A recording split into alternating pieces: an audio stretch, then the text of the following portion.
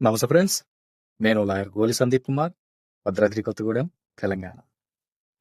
ఈ లోక్ అదాలత్ అనేది వివాదాలను పరిష్కరించడానికి లేదా సామరస్యంగా పరిష్కరించుకునేందుకు ఒక వేదిక.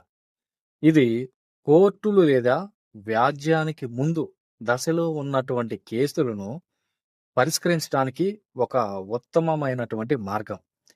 దీనిని ప్రజల న్యాయస్థానం అని కూడా పిలుస్తుంటారు. నేషనల్ లీగల్ సర్వీసెస్ అథారిటీ ప్రకారం లోక్ అదాలత్లు లీగల్ సర్వీసెస్ అథారిటీస్ యాక్ట్ 1987 చట్టబద్ధమైనటువంటి హోదాను కలిగి ఉంది. లోక్ అదాలత్ యొక్క లక్ష్యాలు కోర్టులో పెండింగ్ ఉన్నటువంటి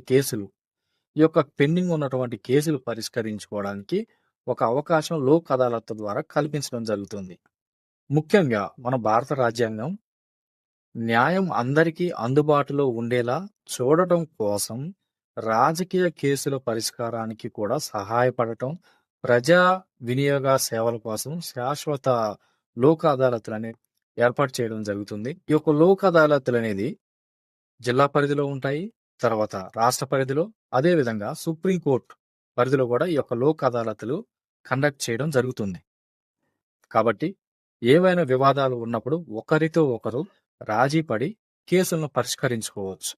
లోక్ అదాలత్ అనేది కోర్టు కానప్పటికీ దాని యొక్క తీర్పులు చట్టపరమైనవిగా పరిగణించబడతాయి. లోక్ అదాలత్ ద్వారా పరిష్కరించబడేటటువంటి కేసులు సాధారణ కోర్టుల్లో తిరిగి మళ్ళీ తెరవడం అనేది జరగదు. కాబట్టి వివాదాలను వెంటనే సామరస్యంగా పరిష్కరించుకోవడానికి ఇది ఒక ఉత్తమమైనటువంటి మార్గం. ఎటువంటి డబ్బును ఖర్చు పెట్టకుండా శాశ్వతంగా పరిష్కారం దొరుకుతుంది. అదేవిధంగా ఒకరితో ఒకరు రాజీ పడినటువంటి కేసులను కొట్టివేయడం జరుగుతుంది. చట్టం తెలుసుకోండి, జాగ్రత్త పడండి.